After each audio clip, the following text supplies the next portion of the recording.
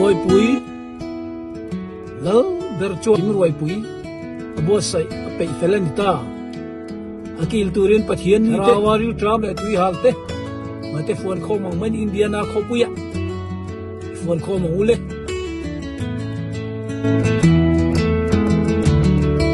una hen musician chatak tak te le worship team chatak tak te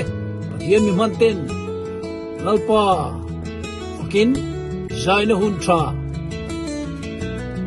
nei don bok ani real to ro pui tak tak pathian mi man te ne no pang lam zirte to special mi biek te pon e huna hian no pang crusade chan dong an zirti don bok ani kai la le jang walte utar le no pang te pui pang ate lie na pathian ruồi ro pui ki turin rawari tram le tui halte mate phone kho mong man India na kho puya phone kho mong ule